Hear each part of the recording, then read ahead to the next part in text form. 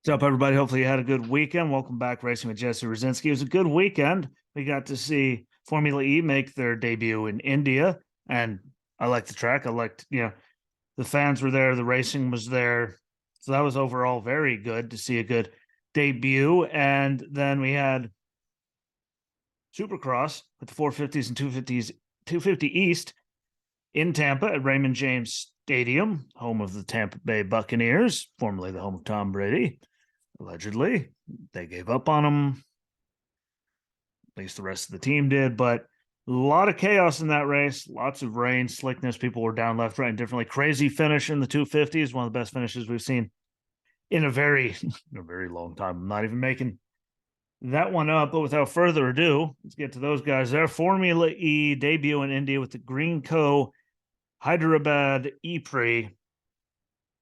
And again, good racing. And I really did dig it. Like, it was a good track that they, managed to put together and do that. And again, it grows the sport. It gets, grows India. It helps them out, which is always, good thing no matter how you feel. Growing sports and getting new relationship with countries, helps everyone in the long run.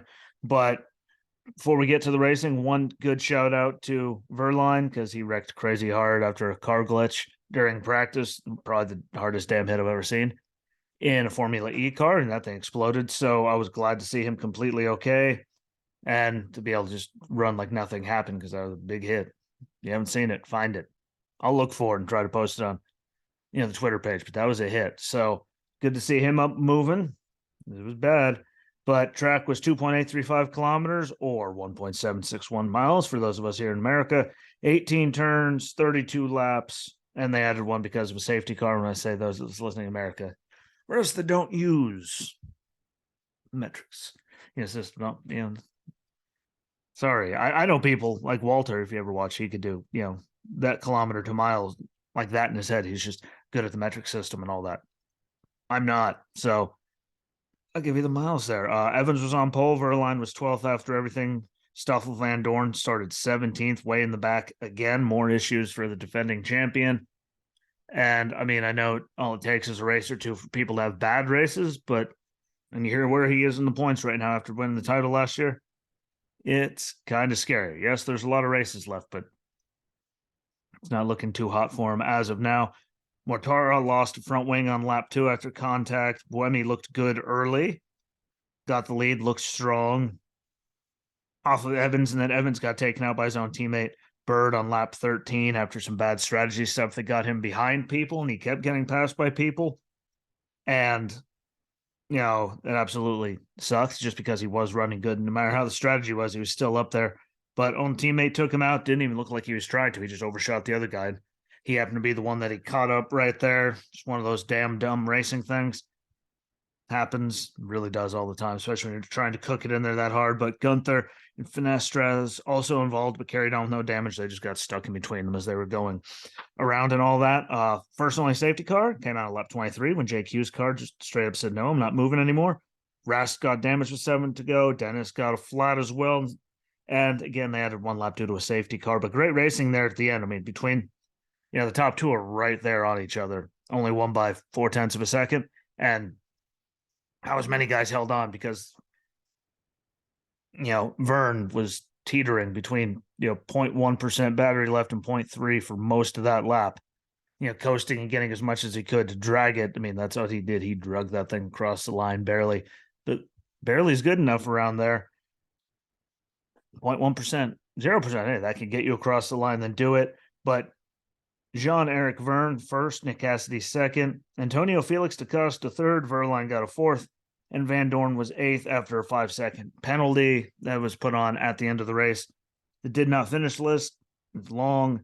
Dan Ticktum, Jake Hughes, Mitch Evans, Kevin Vanderland, Sam Bird, and Rene Rast did not finish the race. And then points after round 4, Pascal Verline still first at 80 points. So, might have only got a fourth. Someone else won, but he still has a good, decent chunk lead there. Jake Dennis is second, 18 down from him at 62 points, so a decent lead. Jean-Eric Verne is third, along with Sebastian Buemi. are fourth, and they're both at 31 points or 49 down. So they're way back. And then defending champion Stoffel Van Dorn is 16th, and he only has 5 points. So he's 75 points out of the lead after four races. So he's got to turn that around. That's not good. That's not going to win him anything unless people really start having, he starts ripping them off and people, happen to start having bad luck, anything happen, which is possible no matter what, mechanical failures and issues are something that no one can, avoid. Every team has to deal with it, but Stoffel's way down there. We all know how I felt about Stoffel. Go back to listen to the old stuff. I was really excited about Stoffel, but he was way down there. He started way back. He did move his way up this time. Granted, a lot of people got out of the race, but even with that, he would have only been starting point. Take those 6 guys out of the way, 11th. So he did move his way up, and he was farther up before the 5-second penalty. That safety car at the end didn't help because it bunched everyone back together. That 5 seconds, I don't think, would have made a difference. Minus a spot or so before, but with the safety car there, all bunched up. It cost him a lot, but good racing. And the new car so far, what they promised it was going to do, the new tire, all that, I have to give them credit. What they said it was going to do, it did a fantastic job. So, did exactly what they wanted it to do. We have better racing, the more power. We've had a lot of really close ones there. Again, a couple tenths of a second here, all over each other for a couple races in a row now, and people are passing, which is something you didn't see a lot of. So that was really cool. Congratulations to all of them, but Stoffel's got to figure it out. Like it's not sustainable where he is right now.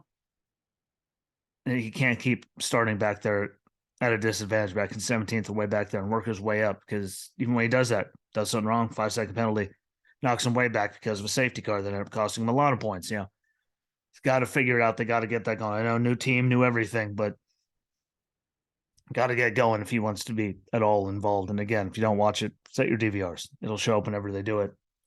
CBS Sports Network. Sometimes the coverage is less than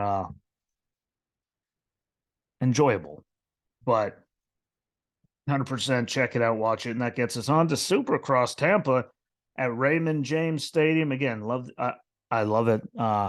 And for some reason, when they're on out east, I believe I see more sand sections, and there was a giant one there at Raymond James Stadium.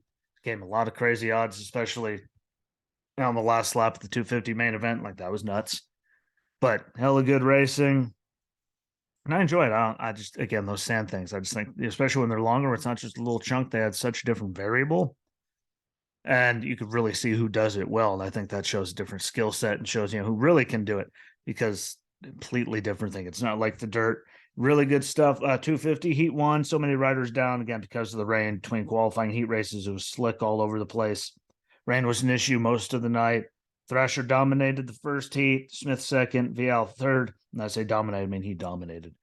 He was in his own world. Hayden Deegan gets the whole shot in 250 heat 2.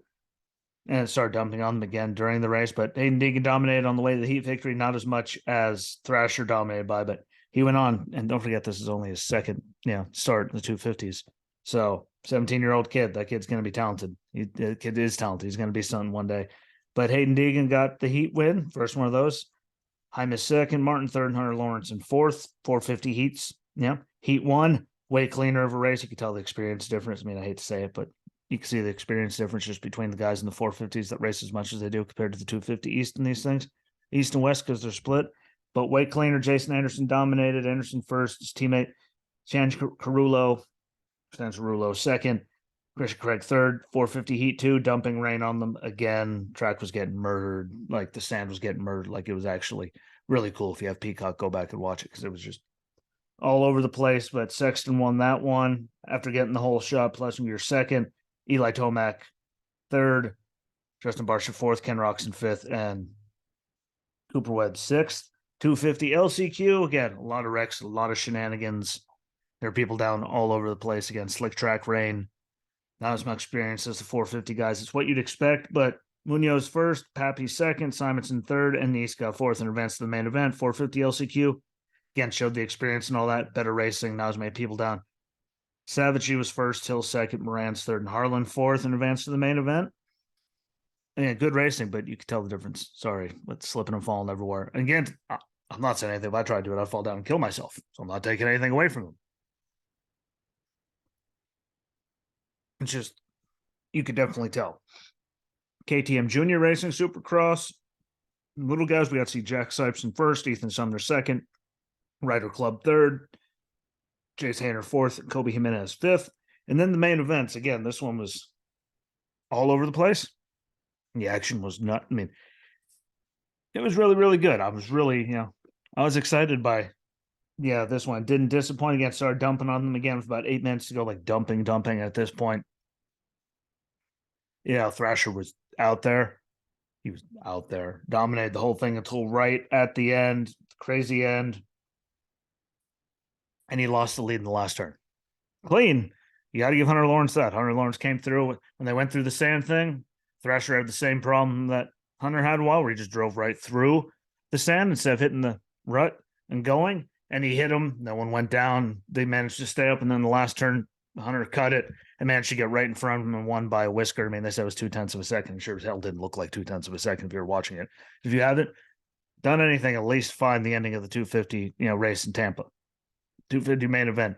That was a good ending. That was one of the best ones I've seen. Again, won by 0.2 seconds. It looked way closer to the naked eye. Way. But how will it finish? And again, he did this. He couldn't even get mad at Thrasher because he went through that sand, did the same thing that we saw Hunter do numerous times. And then, Hunter just put himself where he had to. Didn't make contact, didn't do anything. Just got himself in front of him, slid up and went. And he made the move. And that was a hell of a race. So congratulations to Hunter Lawrence. Thrasher second sucked because he had it. And Hunter was like 3 seconds back going into the last lap. Like it was just crazy ass last lap. But it is what it is, man. Good racing. That's what happens. Antsy third, a lot of lappers and stuff that played a role in it, but depends when you catch them and your luck. It just wasn't Thrasher's night. And Michael Hicks, the General Tire Arena Cross Outlaw Series champion for a 4th straight year, finished last and -2 laps. Yes, they did air the race, but in Kansas City too, but the season's over. So I did not decide to go over on the show, as I already went over the fact that he won a 4th straight championship already last weekend. Just didn't seem appropriate. That's the word I'll go for. Did not feel appropriate to do it and covered them again. So here we are. But 450 main, Webb got the whole shot, didn't look back. Cooper Webb looked good again. Him and Chase Sexton and Aaron Plessinger, I'll even put Plessinger in there. They're really, really on a roll and looking good. So hopefully they keep it up. Back-to-back podiums with Plessinger. And again, Cooper Webb, Chase Sexton with their winning races and heading back to Oakland. Make up that race that we lost in, because of all the flooding and everything that happened up in northern Florida. So excited to see what they're going to do with that one. I get to see the West boys one more time. So we get to see what Jet can do, but Cooper Webb got the win, Chase Sexton second, Aaron Plessinger third, Eli Tomac fifth, Jason Anderson got a 6th. And you had to give a shout out to Eli Tomac because you could tell he knew it wasn't his night and he rode smart. He didn't push anything. He didn't do anything overly aggressive and stupid to hurt himself any worse. And that's how you win championships right there. If it's not your night, mitigate to make it as good of a night as you can. So congratulations to him for using his brain because you don't see a lot of people do it. But overall, good racing. But that 250 finish, man, that was good. I'm telling you, find YouTube, go on Peacock, fast forward till it. That was a good last lap, and the finish of that was crazy. But 250 East points, Hunter Lawrence first, 52 points, Max Ansey second, 8 behind, Hayden Deegan's third at 14 behind. Remember, he's only been 2 starts now, however many races they've been on the East. He had those few starts, and he's 17 years old. Like, that kid's going to go places as long as he stays healthy and keeps his head on straight. And then the 450 points heading into Oakland, Eli Tomac first, 113 points, Chase Sexton second at 111 points, and Cooper Webb is third at 109 points. So they are right on top of each other. And 4 points separate the top 3 at Jason Anderson fourth at -20. Could it be better? Yes. But he raced it smart and he held on to the lead and didn't chance doing anything stupid, costing himself even more. So congratulations to Eli. And Cooper Webb and Chase Sexton, they're on it, and Aaron Plessinger is right there. So I think he keeps that up. He's going to get one sooner or later, but Eli always drives smart. It's what he does. How do you think he gets it? Yeah. He gets the job done. When he's on, he's on. When he's not on, he mitigates loss, especially after what he did in Anaheim too, and he wrecked himself and caused all that. Hard hit, lost himself a lot of spots just because he was impatient. Don't see him do it very often. I don't think he's going to do it for a while. So good on him. Now here's a special one, everybody. 2023 NASCAR Speedweek schedule from the Daytona International Speedway. I figure I mention it all now in case you don't get to the Friday show in time. So now you're covered. If you hear this and you don't have an excuse, at least can't say you didn't know the schedule for Speed Weeks at Daytona for NASCAR, which starts Wednesday at 8 p.m. for Cup Series Daytona 500 qualifying on FS1. Don't understand why they're racing at 2:30 in the afternoon and qualifying and doing the qual races at night, but the hell do I know? Doesn't make I mean, they do a lot of things that blow my mind, but qualifying at 8 p.m., duels at 7 p.m. and on, and then the race at 2:30 p.m. Doesn't make sense, but it's the way they're doing it. It's what we got to deal with. Thursday, 5 p.m., Craftsman Truck Series. Sounds real nice to say that again, doesn't it? For all those years, that's what I grew up with it being. Glad to see it back. But their practice is Thursday, 5 p.m. on FS1. Cup Series Blue Green Vacation Duels is on Thursday at 7 p.m. on FS1. Friday, 3 p.m., we have Craftsman Truck Series qualifying on FS1. Friday, 5:30 p.m., Cup Series practice on FS1. All on FS1, pretty much, for catching my drift. Then Friday, 7:30 p.m., Craftsman Truck Series Next Era Energy 250 on FS1. Saturday, 11 a.m., Cup Series final practice, FS1. Saturday, 11:30 a.m., we get to see the Xfinity Series qualify finally. And on FS1 as well. Saturday at 1:30 following that will be Arkham and Ard Series Brant 200 on FS1. Saturday at 5 p.m. following that. Xfinity Series Beef, it's What's for Dinner 300 on FS1, in case you're not catching the drift. Hopefully they actually get the whole entire thing in, and nothing stupid happens. And the Arca guys don't get Poconoed or Talladega again. Hopefully, we can only hope. Please. Sunday, 11 a.m. and 1 p.m., NASCAR Race Day Daytona 500 edition on FS1. That would be the 11 o'clock episode is on FS1, and then it'll be on Fox at 1 p.m. And then finally, Sunday, 2:30 p.m., the 2023 running of the Great American Race, the Daytona 500, and on Fox. Finally, there's the one on Fox with the re-air at 11 p.m. on FS1. A lot of racing, again, a lot of stuff to talk about there, but there's the schedule. So if you're listening, you want to know it, write it down. Easiest thing you could do. Set it in your phone, put it on your calendar, do whatever you have to do if you want to watch any of that. But we're finally there come Wednesday night.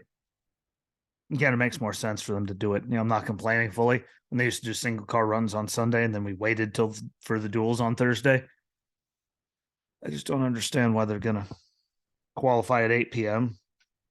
and then do the duels at 7 p.m. and beyond at night and then run the race at 2:30. It just seems weird because they're not going to be on the track anytime.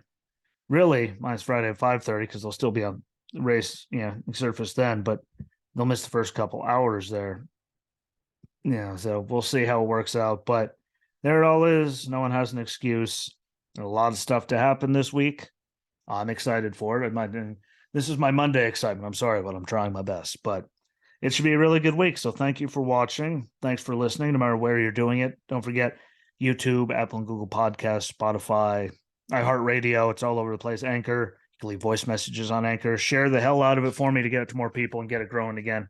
And deuces, I'm out. Peace until we meet again.